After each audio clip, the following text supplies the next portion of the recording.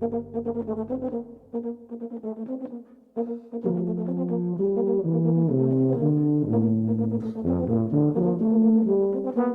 to the Brass Junkies, a podcast from the Pedal Note Media Podcast Network featuring interviews with the world's greatest brass players by two thoroughly average ones, Lance LaDuke and myself, Andrew Hitz. Today's episode features the director of bands at Butler University and the former director of the President's Own Marine Band, Michael Colburn. Michael tells us all about studying with influential teachers like Dan Parentoni and Tony Maiello, and about how he became a euphonium player in the Marine Band without winning an audition. He also talks about why he never wanted to stay as the director of the Marine Band for more than 10 years, and what it's been like playing the euphonium again after 18 years off the horn. He tells us all about it next. Hello and welcome to the latest episode of the Brass Junkies. I am one of your hosts, Andrew Hitz, and I am joined by my inspiration and my colleague, Lance LaDuke. How are you doing this morning, Lance? I'm feeling very patriotic this morning. I don't want to start this off on an awkward note, but like you. Too late. Yeah. But you. Something looks different about you. Like your face is like less off-putting than usual. Did you? Yeah. I used a loofah. That must be it. All right, good. Loofah for a less. We need a loofah endorsement now, don't we? It's Lance's luscious loofahs. Make your face less off-putting. Mm-hmm. All right, fantastic. We would like to ask you to go to the iTunes store and leave us a rating and a review if you have the time. A bunch of you have already done that. That's very appreciated, and that helps other people to find the podcast.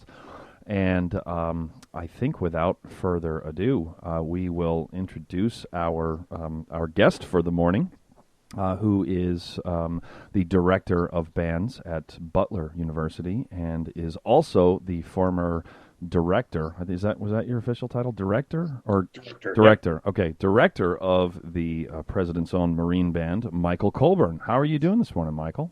I'm doing fine, gentlemen. Thank you. That was a very official sounding response to my greeting. This is good. So I'll sound less official as we get warmed up. Oh, that's good. That's good. How long have the two of you known each other? Lance, you want to take that one, or do you want me to? 91-ish. I joined the Air Force Band in 91, but you'd been there. So that would have been when we met. Yeah, I joined the band in 87, so I was an old timer by the time you came to DC. But yeah, I think we started running across each other at the Army Band Tuba Euphonium conferences. Because when Winston Morris was running the masked euphonium tuba ensemble thing, there was a mad dash for last chair. Yes. Because it was like a total face abuse. And you and Ann and I always sort of like saved out the last three chairs. No, these are Colburn and Ann and me. That's it. Everybody go away. Go in the front row. You're fine. Get up there. Exactly. That last place I wanted to be was anywhere near the first euphonium section in one of Winston's ensembles. I knew Winston, in fact, from back in my days at Arizona State. He and Dan, of course, Dan Parentoni are very close, and whenever he would come to campus, he would just, physically abuse us. And so I knew from years of that I wanted to be in the back of one of those sections as quickly as possible. Yeah, I remember that vividly. That was really hilarious. Did you guys do like chair tests, like in terms of like, but chair tests down? Mm-hmm. Go to the chair below you and challenge them and play worse in the audition? Yeah, exactly. I would throw any audition I could to get to the bottom of the section. I had no pride in that regard. And that, kids, is how you can climb all the way to the top and become the director of the Marine Band. You choose your battles, you know? Any good director, any good commander knows that. You choose your battles. Now, don't turn it into an actual life lesson. I was trying to be a jackass. So Lance, why don't you lead the Inquisition here, since you guys have known each other for so long? So you studied with Dan the Man. We interviewed Dan the Man. I don't know. I don't think that episode's aired yet, has it? It has maybe not. Well, by the time people hear this, it will have aired a long time ago. But yeah, you guys are really organized. I'm already impressed. Yep. Oh, yeah. You've met us. It's on you.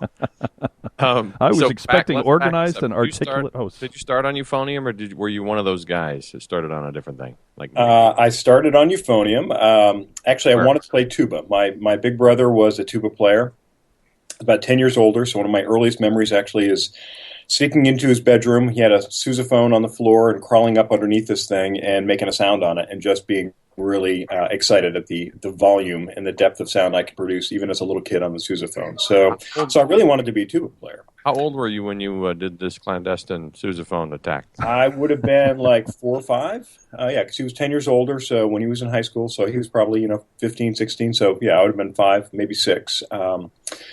And my dad was a high school band director and convinced me that I should start out on baritone because of my size. I was in 5th grade, 10 years old, not a huge kid. He said, why don't you start out on baritone and you can switch to tuba when you get older. And I always thought maybe he had an ulterior motive because he never had enough euphonium players. So he never fessed up to that, but I always thought that was part of his plan. So I started out on baritone, and when I got a little older, I guess junior high, I did try trombone and tuba, and thought they were kind of interesting, but for some reason I had gotten hooked on the euphonium. Just loved the way it sounded, kind of loved the fact that people didn't really know what the instrument was, and so that was part of the attraction, I think, too. But yeah, I really kind of committed to the baritone. When I was in junior high, I went to a band camp at the University of Vermont. And Luke Spiros, who was then the principal euphonium in the Marine Band, was one of the guest clinicians. And that was the first time I had seen, like a compensating euphonium. First time I'd seen a professional euphonium player. Didn't even know such things existed, at that point. I grew up in a small town, northern Vermont, St. Albans, Vermont, almost up on the Canadian border. Not a lot of arts and culture up in that part of the state. A lot of cows. Think Ben and Jerry's, think Cabot cheese. That's the land from whence I come. So seeing a professional euphonium player, that was really cool, and that was the first time I ever had the idea that maybe I could play one of these things professionally. Wouldn't say that's where I had this, kind of epiphanal moment where I'm going to be a euphonium player, but that was the first time the seed was really planted. So then, as I progressed through high school, I was pretty good at music, but I also loved playing basketball, liked history, liked a number of things. But more and more music was the thing that I seemed to get the most attention for, to kind of, put it in those terms. That was the thing that I seemed to do pretty well. And I loved it, and it seemed to be the thing that I really should do. One of the questions I get a lot of, from younger students is, when did you decide to go into music? And oddly enough, I don't ever remember deciding to go into music.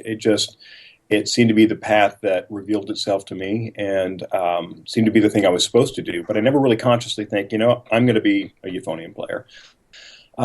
So as I spent more time on the horn, getting more serious about it, and started thinking about colleges, I wrote to all the principal euphonium players in the DC bands and asked them for recommendations of who I should study with. And one of the names that showed up on everybody's list was Dan Parentoni.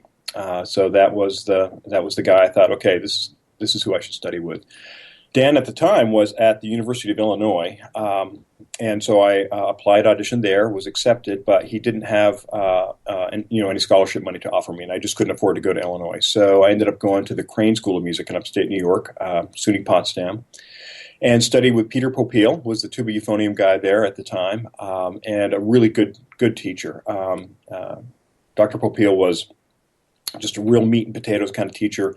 Established me with all those kind of fundamental things that I really needed, to succeed. But I kind of decided early on that, as great as Crane was, it wasn't the place I felt like that was going to, launch me in the direction that I needed to go if I was going to get a job with one of the DC bands. And so actually, back up a step, when I started at Crane, I was a music education major. My dad really felt, like I said, he was a high school band director. He appreciated what I wanted to do with my life, that I wanted to be a professional euphonium player, but knew how hard it is to get a job in one of the DC bands, and gave me some very sage advice that, I'd be better off getting a music ed degree. To kind of hedge my bets if I didn't get that playing job, that, I'd have a, potential career as a music educator. And I certainly understood the logic and the wisdom of that advice, and it's the same advice that I give to a lot of, my students. But at the same time, I felt like if I were really going to have a chance of getting one of these jobs, I needed to frankly, practice my butt off. And I was serious about my music ed degree and felt like it didn't give me enough time to practice as much time as I felt like I needed to really, land one of these gigs. And so without telling my parents, I changed my major from music ed to performance. And after a couple of months, in my sophomore year as a performance major, my conscience was really starting to bother me. So I called my father up and I confessed to my sins. And he was really cool about it. To this day, I give him a lot of credit for hearing me out. And he said, "Look, you've given this a lot of thought."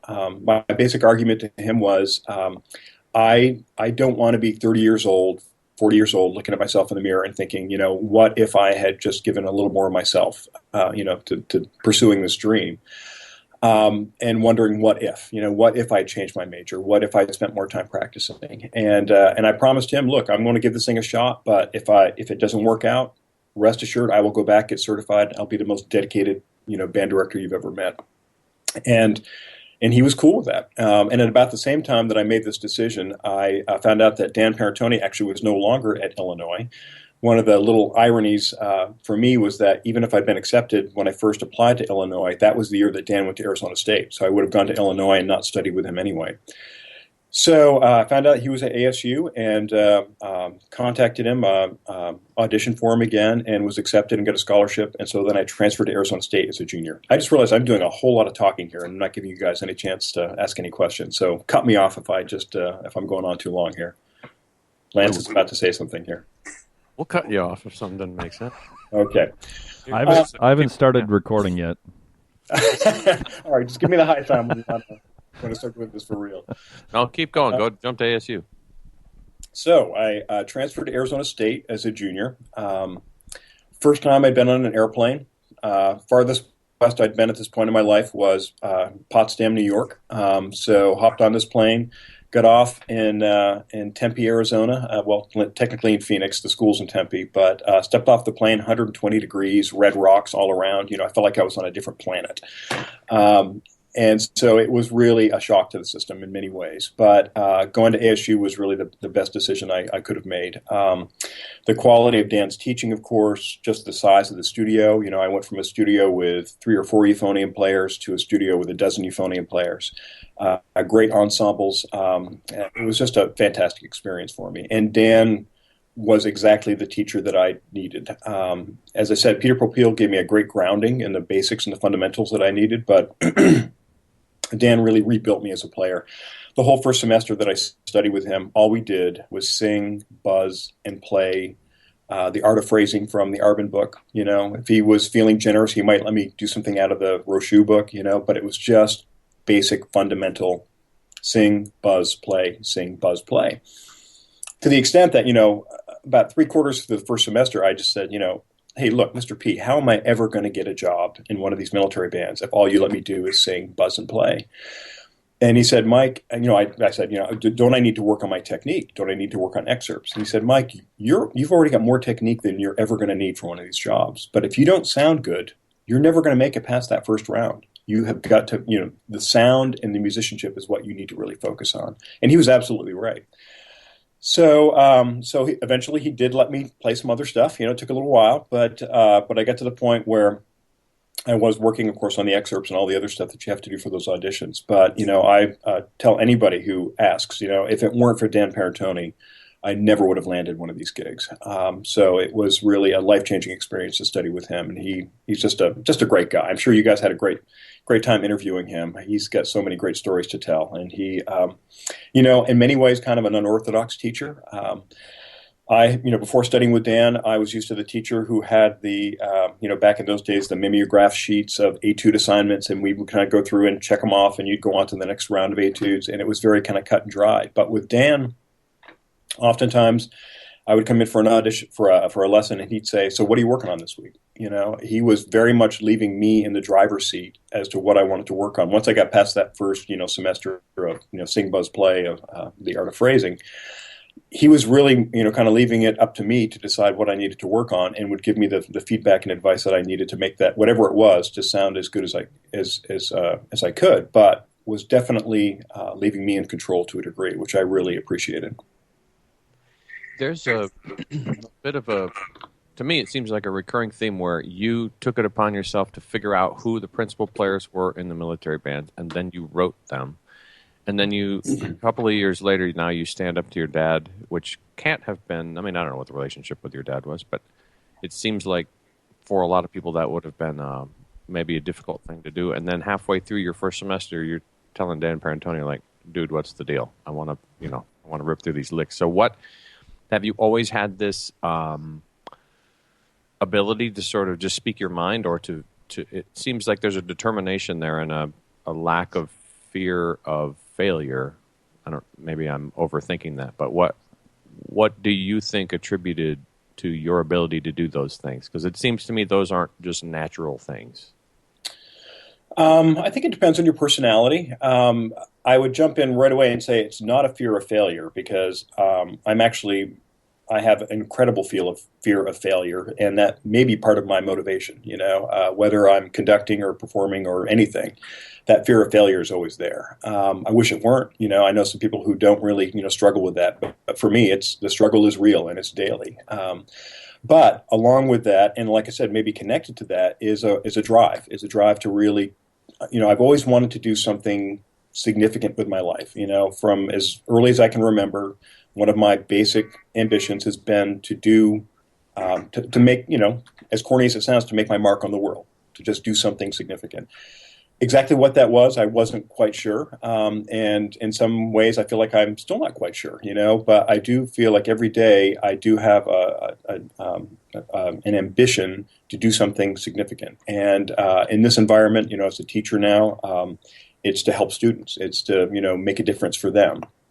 But as a young person, once I decided Euphonium was it, it's like, okay, so how do I succeed at this thing? How do I make myself the best Euphonium player I can be? And when I was in high school, I thought, well, why not contact these guys who've succeeded, contact these principal Euphonium players in the DC military bands and see how they did it.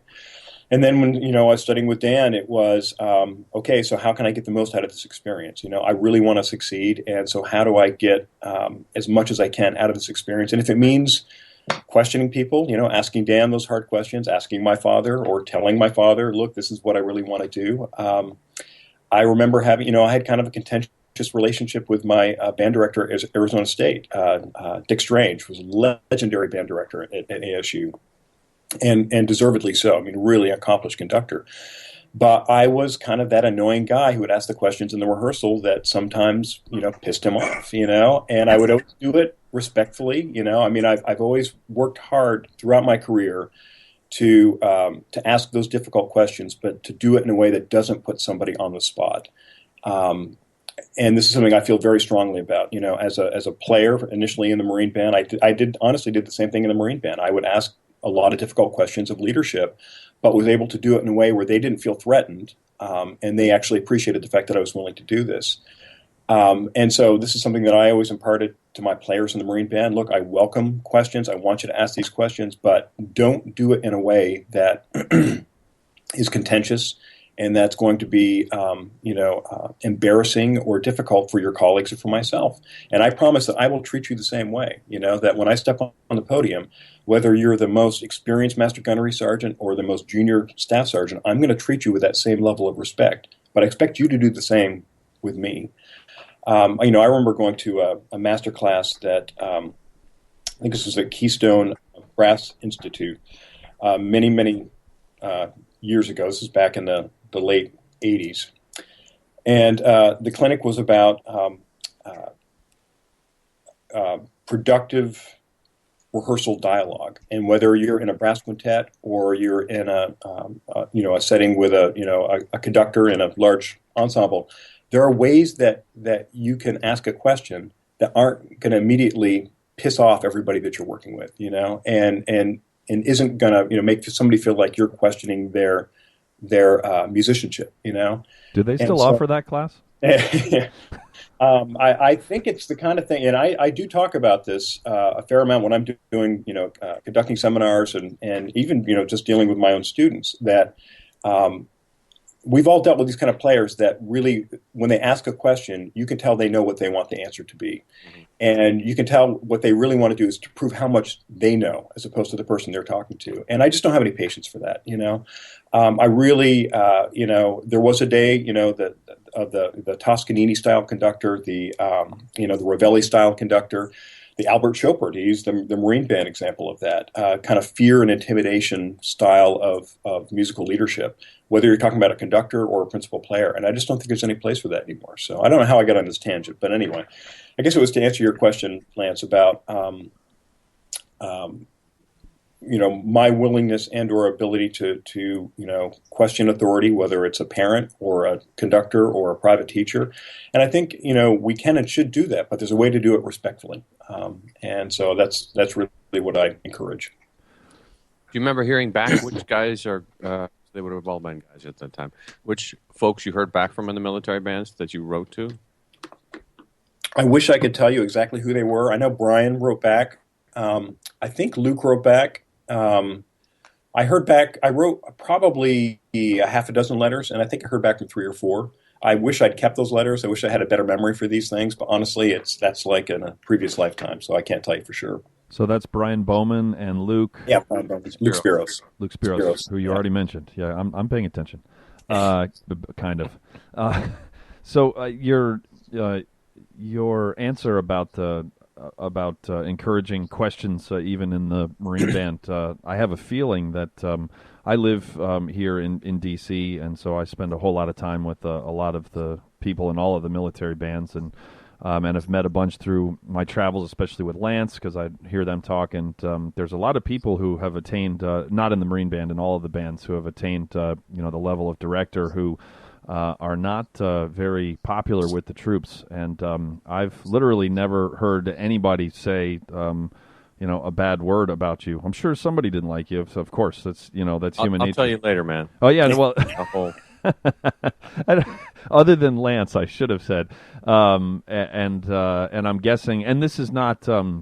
And you and I know each other, but we're not best friends. So nobody was, putting their guard up. But people all have very nice things to say about not just your musicianship, but also just your tenure there. It seemed like from all reports, it was a very happy place to work, which I've heard over and over again. All comes from that podium. And it could be a great musician and still not be a very pleasant place to work. I won't name names because we all know who I'm talking about anyway, but Lance will. But maybe for our Patreon people, how about that, Lance? We'll have a secret session where we just bash the unpopular military band conductors. So you need to charge for that podcast. People exactly.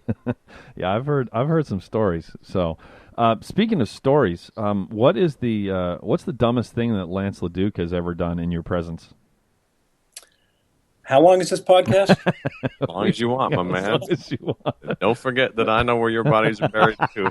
Yeah, exactly. We know way too much about each other. But I will tell you, one of the highlights of my year, every year for a short period of time, was that Euphonium conference when Lance and I would sit next to each other in one of these ensembles. And I mean, we were the bad kids. We were the kids who should have been separated, Absolutely. We had way too much fun in those events. But it was a great chance actually to blow off some steam, because so much of what we do in those bands is high pressure. You're expected to perform well, and of course you're in uniform and squared away and professional decorum and all that. So the chance to let our hair down a little bit once a year at that conference was a lot of fun. We really enjoyed it. At least I enjoyed it. I can't speak for Lance. No, that was a blast. That was really fun. That was the most B-flat answer of all time. Well, you do have to remember that my background here. I still have the guard up occasionally. No, I understand. So tell us about your how did the gig at Butler, which, by the way, being a born and raised Bostonian, I have to thank you for Brad Stevens, because I know he left before you got there, but he's the coach of the Boston Celtics, and we absolutely adore him. He's phenomenal at his job. He looks like he's about 16 years old, and he's incredible. So please pass that along to all of your colleagues. So we appreciate you letting us steal him. But how did your job come about at Butler? Sure. Well, let me just jump on that Brad Stevens bit because I'm, as you know, from Vermont, as I mentioned. So I am a New England sports fan. Of course. Celtics, Patriots, and Red Sox, of course. And so talk about conflicted. When I found out that Brad Stevens was going to the Celtics, he was leaving Butler, which I was about to come to, but was going to the Celtics. It's like, okay, well, I have mixed feelings about this, but yeah, I'm thrilled with the fact that he's at Boston at the Celtics and doing such a great job. I mean, that team is overperforming, which is exactly what Butler did the whole time that Stevens was coaching. He finds a way to really get these guys to perform above their heads, and I think any leader really appreciates seeing somebody who can do that. So, awesome. So you're not a Montreal Canadiens fan, right? Well, I grew up on the Canadian. I know it's 50-50. Like a religion up there. I know, and that is one of the divides in town. You're either a Canadiens fan or a Bruins fan, right. And it's probably about 50-50. But I'm a Bruins fan. So the interview can continue. That was going to be awkward, but there was going to be a beep noise like the old TVs when they would stop broadcasting at night. So okay, good. Now we can continue. The Indian comes on the screen. Yeah, right? Exactly. How I came to Butler. Well, I was director of the Marine Band from 2004 to 2014. And when I took that job, I made a promise to myself that I would not overstay my welcome. Because, back to the sports analogy here, I feel like whether you're the director of a symphony orchestra or the manager of a baseball team, at some point the team is going to stop listening to you. You're there every day working with the same people. It's not like a school environment where you've got constant turnover and every 4 years you're dealing with a new cycle of a new crop of musicians. Those musicians that I work with in the Marine Band, some of them I worked with for 27 years. First as a colleague, as a fellow instrumentalist, and then in my capacity as a conductor. And I get to the point where I get tired of hearing what I have to say. I can't imagine what it's like for them being on the other side of the podium. And so when I took the job as director, I promised myself I would try to stay for at least 5, but no more than 10 years. That just in observing other orchestras, athletic organizations, that 10 years seemed to be about the window of time that, most people could do as much as they were going to do for that organization within 10 years. But beyond 10 years, it seemed to be a point of diminishing returns. So I set 10 years as a term limit for myself. And the other thing, and I've told this to many people, is that, in order to do a job like being director of the Marine Band, the way that you should do the job, with the kind of energy and vision and creativity, I can't imagine doing it much longer than 10 years. You look at the toll that one of those jobs really takes on someone who's doing it the right way. There's a reason, I don't mean to make too much of this job, but when you look at something like the presidency and how much, a president ages over the course of 8 years, again, I don't mean to suggest that being director of the Marine Band is like being the president, but it does take a toll. I mean, it's a very demanding job, not just for the individual, but if you've got a family and you want to have any kind of a family life, it really is, it's grueling, and I mean, I loved every second of it, wouldn't trade a minute of it, for anything else. But as I approached the end of that 10-year time frame, I thought, yeah, it's time to go. It's time to hang this up. As I often joke with people, there were still some people who were sorry to see me go, which told me that I was leaving at the right time. So as I approached the end of that 10-year time, I was about 50 years old, had 2 kids about to start college. I knew I couldn't really retire. I needed to do something else with my life. And I thought, I've always loved music education. As I mentioned, my dad was a high school band director. I felt, in fact, one of the things that I tried to do while I was director of the Marine Band was to increase our educational outreach and really started a number of educational programs while I was director that I'm very proud of. But for that reason, I thought, well, how about, college band directing? And I found out about 2 years before my retirement that Bob Grzeski, who was the band director at Butler, was about to retire in 2014, the same year I was leaving the Marine Band. We had a mutual friend, a gentleman by the name of Dan Bolin, who was then the chair of the School of Music here. And so Dan was one who mentioned this to me without any knowledge that I might be interested in this job. So I contacted Dan and said, hey, do you think Butler might be interested in some washed up old military band director? And to my delight, they were really excited about the idea. So I came out, wasn't really officially auditioning for the job, but I came out for about a week. This was back in 2012 and did some conducting with the band, taught some classes. I think, as intrigued as they were about the idea of me coming to Butler, knowing that I was a Marine Corps colonel scares a lot of academic types. I think they were afraid that I was going to breathe fire and make kids do push-ups if they missed notes. I mean, all this kind of conventional stuff. If you've seen A Few Good Men, they were picturing Jack Nicholson coming in to, direct the band. So I had to kind of assuage their fears and concerns there. So I came in, and they quickly realized that I spoke the same language that they were used to hearing. And that, because of these beliefs that I have about, treating everyone with respect and courtesy, it translated very well to the academic environment.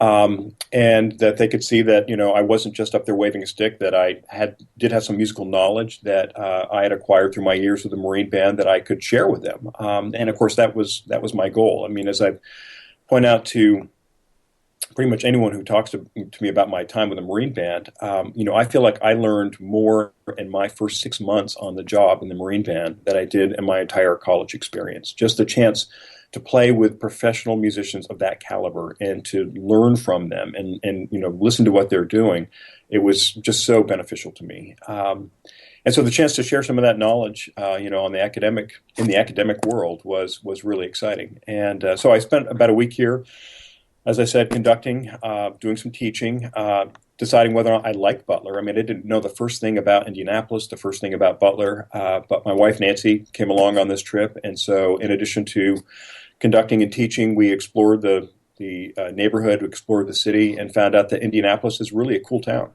It's big enough to offer what we were looking for in the next phase of our lives. It's got a very active art scene. The ISO is a great orchestra. It's really it's a town with a lot of stuff going on. The Music for All convention that happens every year happens right here in Indianapolis. It's where Music for All is headquartered. So it's a town where there's a lot of stuff going on. And I really, in trying to picture what I was going to do after the Marine Band, I really didn't want to go to one of the big major, conservatories or state programs. As tempting as it was because of the quality of musicianship, I knew it was still never going to approach the Marine Band. But I also knew that no matter where I went, I was never going to find the Marine Band again. That was going to be like a dog chasing its tail. I was never going to find a place where I could make that place sound like the Marine Band sounded. So I decided I really wanted to go to a smaller environment, a little bit more personal, and hopefully the kind of place where I could make a difference. And I feel like that's the kind of place that Butler is. Can we back up a minute and I want to know about the transition from player and to conductor. Two angles. One is, what's that process like? Because I'm not sure a lot of people know. And then the other is, you're playing the Euphonium you've got the gig, or arguably one of the top 2 or 3 gigs in the world, professionally playing the Euphonium, and you've decided that you want to, for all intents and purposes, quit playing. I don't know if you continued to play while you conducted as well. I know you weren't playing in the band, but that's a big decision to make. So both that side of it and then just sort of the procedural part. Can you unpack that for us? Sure. So I joined the band in 1987 as a euphonium player. I came in third in the audition that I took. They were looking for 2 vacancies that day. And so I thought, well, that was it. That was the first audition I'd ever taken, and I thought that may be the only audition I ever take, because you know how few these opportunities can be. And so I went back to ASU and was working on a master's degree at that point in euphonium and bass trombone performance, and was thinking, okay, so what's the next step going to be? And then I got a call a couple of months later from the Marine Band saying, hey, we actually decided to add another position to the section. Are you still interested? So I really felt like, wow, how lucky am I? So, I tell people, I actually managed to get into the Marine Band without ever winning an audition, which is pretty cool. So I came in as third chair euphonium, but great success. Was actually promoted to principal euphonium within a couple of years. Played principal for 6 years. Started working on a master's degree in conducting out at George Mason University shortly after I got into the band. Oddly enough, not because I had any desire to conduct in the Marine Band, because I didn't. I was doing that thinking that if I ever left the band to try to get a college job, I knew nobody was ever going to hire me just to teach euphonium. I had to have something else to offer. And so I thought, maybe I'll learn to conduct well enough to conduct a brass ensemble or something like that. And so I did my master's degree with Tony Maiello out at George Mason. I actually had gotten to know Tony at the Crane School of Music because he was the wind ensemble director while I was there from 82 to 84. But then found out that he moved down to George Mason after I'd gotten into the band, and I thought, well, I already know Tony. Maybe he'll take me on as a conducting student. And Tony was a great person for me to study with, very much like Dan Parentoni. Something about those Italians. They really know how to work with introverted New Englander like myself to really help me kind of open up and be more expressive than I might ordinarily be. So Tony was a great person to study with, and I did some conducting on the Marine Band Chamber Series as part of that master's degree. And actually, it was because of that Tim Foley, who was then an assistant director in the Marine Band, was a major, pulled me aside and said, hey, have you ever thought about conducting here? And you could have knocked me over with a feather, because I thought, I'm a euphonium player. I'm not a conductor. I mean, who takes a euphonium player seriously, right? I mean, come on, right? What are we talking about here? So far, no one. Yeah, other euphonium players. Yeah, right. That's about it. So I had to give this a lot of thought because I loved playing euphonium. I mean, that had been my whole raison d'etre. I mean, it was all about playing the euphonium, and I loved what I was doing. But I also really, at that point, was developing a real deep passion for the Marine Band. I mean, I loved these people that I was working with. I had become very interested in how the organization worked, the leadership of the organization. As I mentioned, I was one of those guys who would raise his hand and ask the awkward question, or would go into the office and close the door with one of the directors and say, hey, why are we doing this way? And so I think I developed there was a sense of trust from the leadership, toward me. I was a principal player at that point, was working very closely with the other principals. Do you guys know John Hagstrom at all? John was a principal trumpet in the Marine Band at the time. He now plays with Chicago Symphony. John and I and Brian Bourne, you guys probably know Brian, who's the principal trombone in the Marine Band, started working very closely with each other to try to make the ensemble sound better. John Bourgeois was the director at the time, and John is a great conductor, really good musician, but not very detail-oriented. He's kind of a big-picture guy. And so he tended to let a lot of the little things go. And so that's where the principals, we started kind of working together to try to work on the musicianship from our end to kind of enhance what he was doing. And working very closely with he some conductors would have been threatened by that. He loved it. He just thought it was great that we were kind of basically working in support of what he was trying to do from the big picture end of things. And so I'd become very involved with the leadership from that, perspective. And so when Tim came to me and said, hey, what do you think about becoming a director? I thought, well, the downside is setting my horn aside, but the upside is becoming even more involved in shaping the direction of this organization. The other person who was really a key player at the time was Frank Byrne. I don't know if you guys know Frank, but Frank was, at that point, he was the executive assistant to the director in the Marine Band. Now he's actually the executive director of the Kansas City Symphony. And if you guys have kept up with what they're doing in the last 10 years, it's incredible. They've got this new this new hall there in Kansas City that is, some people say, the best in the country. And Frank was very involved with that.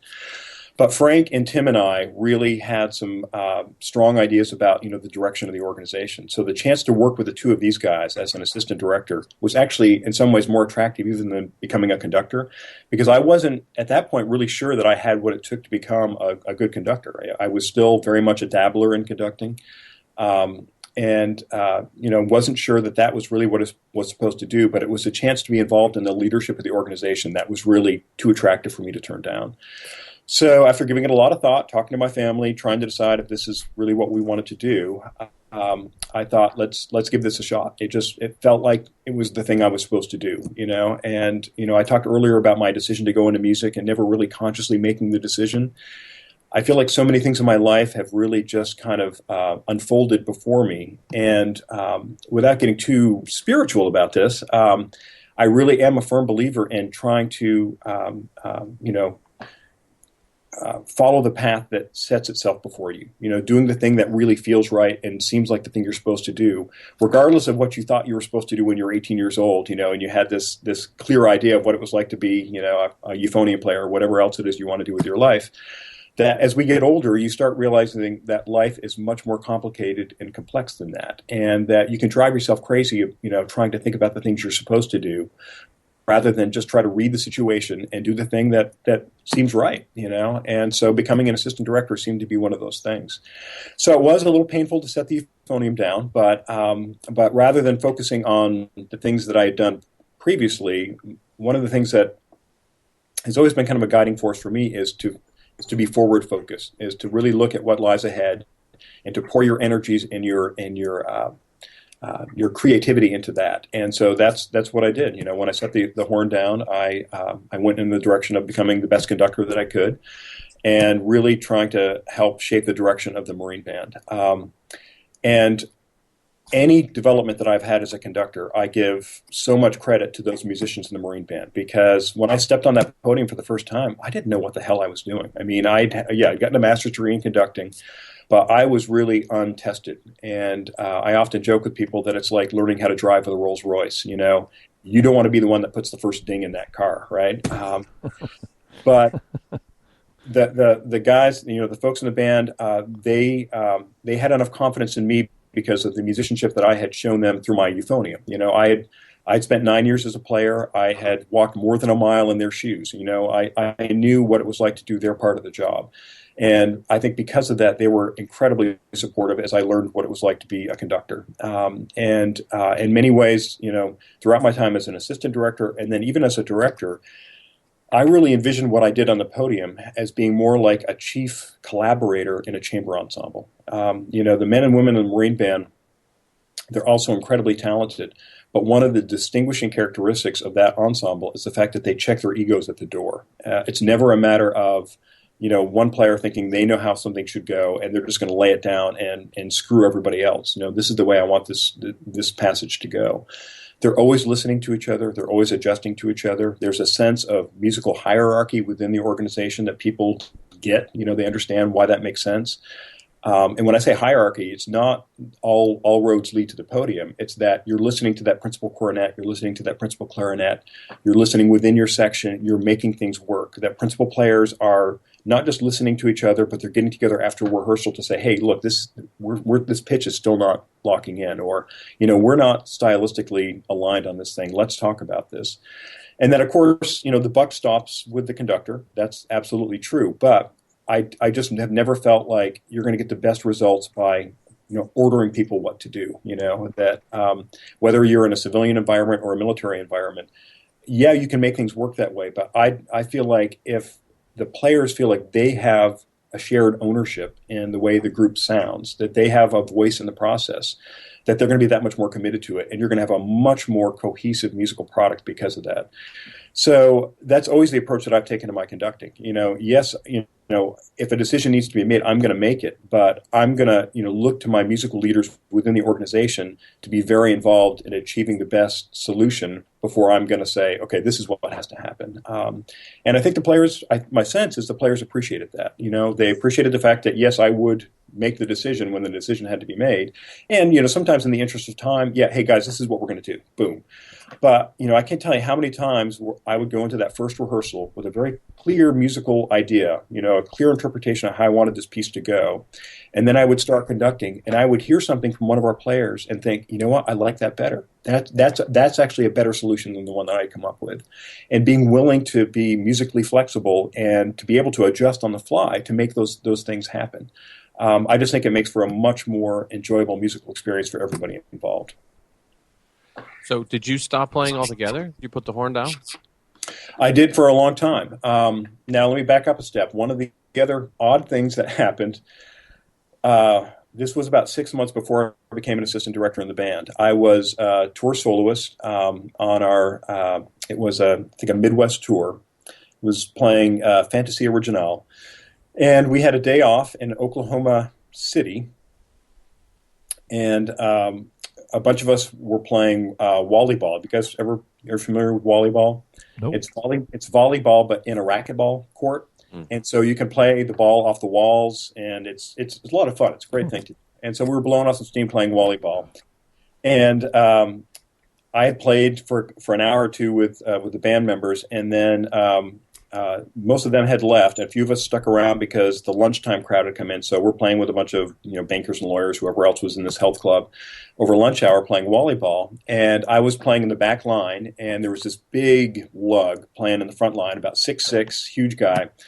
And the ball was coming, and I was going to set him to spike it. And as I went to set the ball, he clearly didn't know I was behind him, and he went to spike it and reached back like this and basically punched me in the face.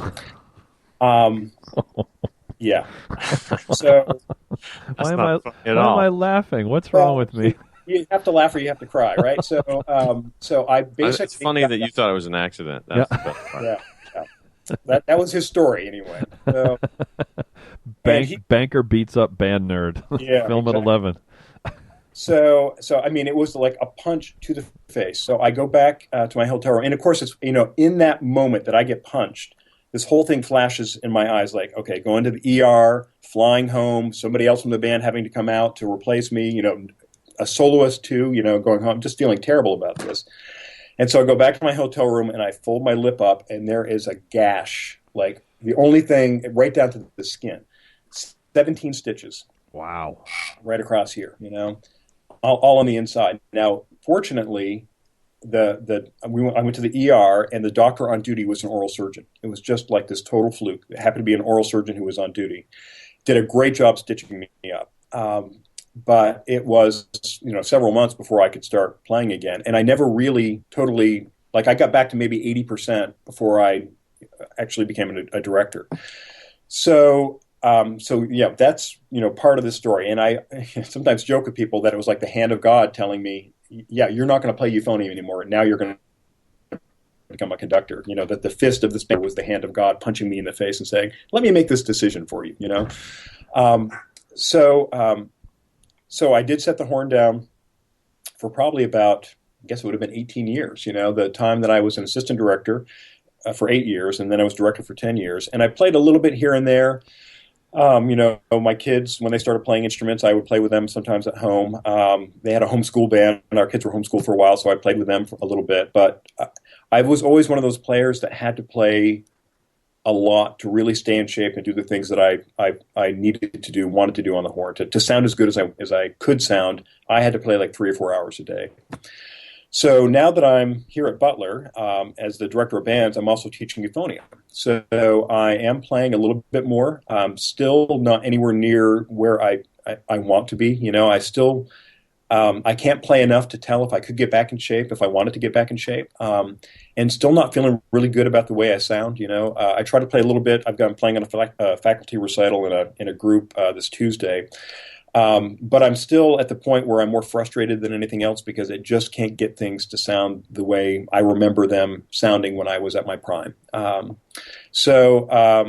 I still hold out hope that maybe one of these days I'll be able to practice enough and play enough that I can get back to that point, but we'll see. But I'm really enjoying being back in the low brass world. Got a couple of great grad students, a kid from Syracuse and a kid from University of Southern Maine who are studying with me this year. And I've actually got a pretty good crop of undergrad and graduate applicants for next year, too. So I'm hoping that we'll have a pretty good studio by next year. It's funny that when I was at the University of Akron, Bob Wilkinson was the director of bands. He studied under Buck, he played in the Army Field Band, but had been a band director, I don't know, 5 years ago. And we dragged him into playing in a tuba euphonium quartet, and it was the most amazing thing.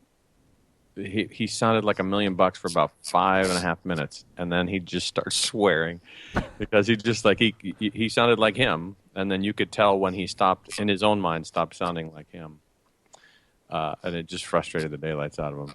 Yeah, and that's it really, is that I'll have certain days where it's like, wow, man, and I'll pick up an Old Man Tia solo and blow through it. And it's like, hey, I can still play, and then the next day, just nothing. It's like I can't get a long tone that doesn't waver and just hold together.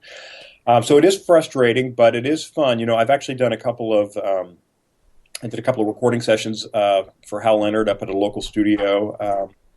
And played with a brass choir for a sub last year. And the fun thing was sitting in an ensemble and and having all of those old skills kind of come back, just, listening to each other and adjusting and being able to hear what needs to happen from the player perspective. And it was a great thing, to have to see that those skills are still there, even if I can't make it sound the way I want it to sound, that all the rest of it is still up here, In fact, I had an interesting moment last summer. There was a Marine Band alumni event. Every 5 years we have one of these events where we bring back all the old timers to play in an ensemble. And so I came back. This is my first one since I retired. I've only been out for about a year. And in addition to conducting, I played, which was a lot of fun. So I was playing with some of these same guys, Tom Lickberg, our old principal euphonium player, and some other people that were in the group when I first came as a player. And it's the first time I'd played with them in 20 plus years, so that was really cool. But I just finished the conducting portion and was coming back to the setup to play euphonium, and I was sitting right behind the horn section. And there was this older horn player that I was sitting directly behind that I'd never met before. And he said, I think it's really cool that you're conducting and playing. I wish more conductors would play, because I think they forget what it's like to play in the ensemble. And I said, well, I agree. I mean, I just love being on both ends of it. And this is really cool. And I said, I'm really glad now that I'm retired, I have time to play again. And of course, I'm allowed to. When you become a military conductor, it's really kind of frowned upon to keep the playing going, because especially if you're freelancing, you're competing with the people that are in your band, and it's just not cool. So totally understand why you have to set it down while you're in that position. But it's really neat to be on both ends of it again, because it really does kind of remind you what it's like to be on the player side of the equation. But anyway, so this horn player said this to me, and I said, yeah, it's really cool that I've got this time now. I said, so what did you do after you left the Marine Band? He said, oh, I've been in the New York Philharmonic for 30 years. It's like, oh, okay, well, that explains why you sound great, because I was right behind this guy's bell, and he sounded fantastic. But yeah, he played in the New York Phil for 30 years after leaving the Marine Band. So. How is your approach coming back to the instrument? How's your approach different? Well, you're older. I mean, we're about the same age. No, you're way older than me. I mean, I'm way older. Yeah, I'm 52. How is it different? Okay, well, I mean, what I'm trying to do is recall the things that worked, 30 years ago when I was playing. And what I'm trying to do, because I have such limited time to play, I'm playing.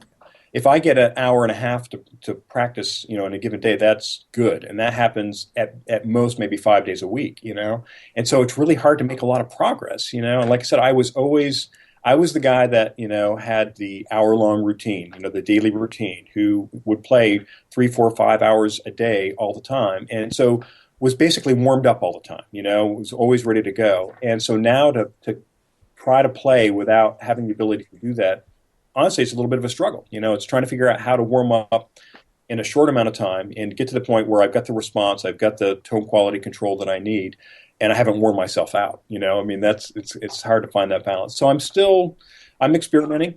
Trying different things on different days, and really just trying to figure out what's gonna work in this context. So how do you go about balancing your expectations in the moment, since you were such a phenomenal euphonium operator? Your musicianship has obviously only improved since then, but how do you deal with the expectations of knowing what you sounded like 30 years ago versus reality, and remaining positive so that you don't make things worse? I wish I knew. I mean, honestly, I'm still pretty early in this process, and so I'm more frustrated than anything else, and, a lot of people will say, oh, don't worry about it. Just play. But you know what it's like, once you have this standard, once you have this, you don't want to sound bad, and my expectation still, every time I pick up that horn, is to sound exactly the same way that I did 30 years ago. So I don't know, Andy, honestly, at this point. I'm still, trying to find the answer to that question, because I don't want to sound bad. And so honestly, what I'm doing now is I'm kind of experimenting. I'm taking some of these playing opportunities and just trying to see how they go. Whether it's the recording thing up at a local studio for Hal Leonard, or playing with a brass sextet. We're doing the Dahl Music for Brass next week, so we'll see how that goes.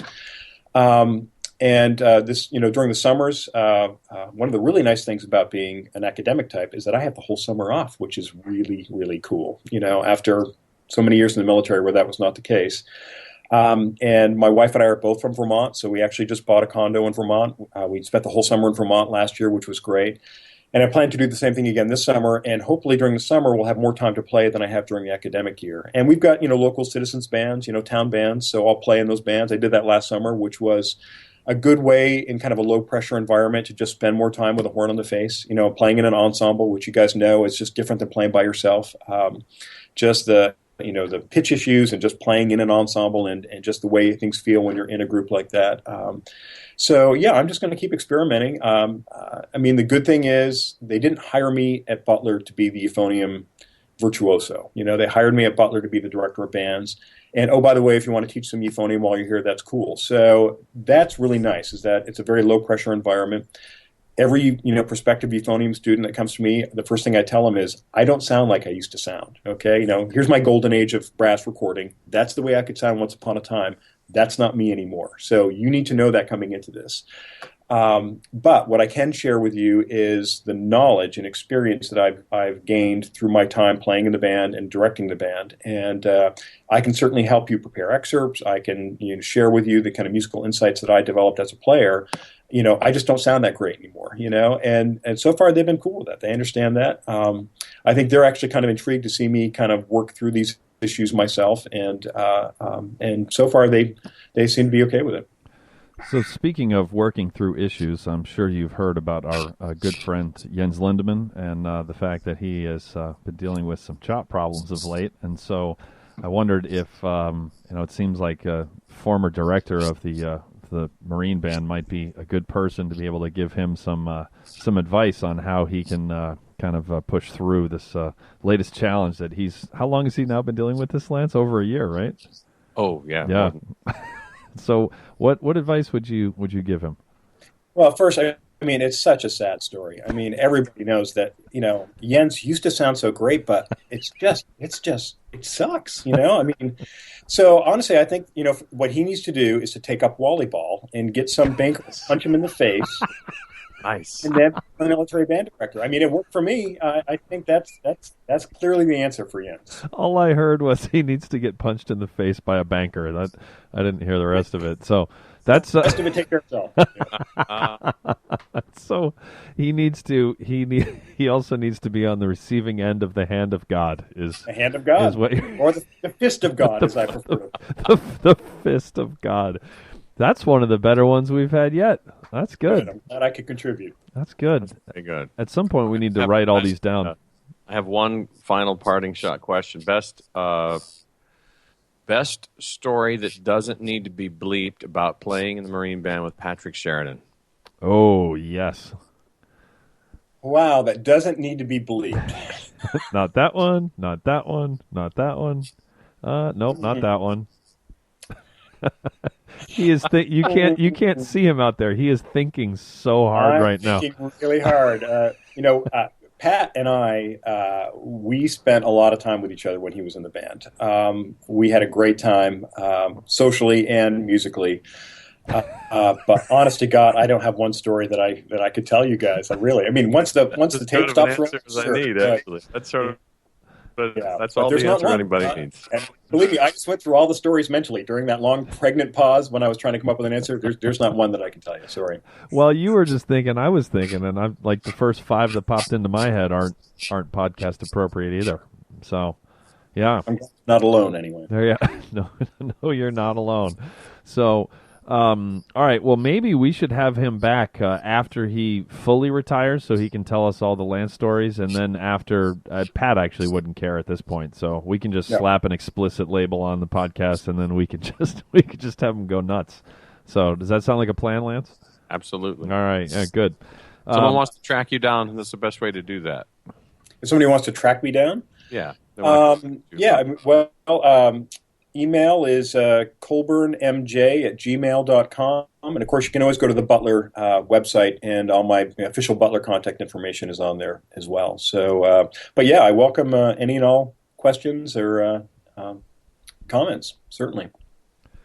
Very nice. Well, this was a treat. Thank you so much for joining us and sharing. You've had quite a career in terms of the playing and the conducting, and now as an educator, and you're doing all three of them now, and very cool stuff. So thank you so much for joining us. Thank you, guys. It's been a pleasure. Later. And that will do it for another episode of the Brass Junkies.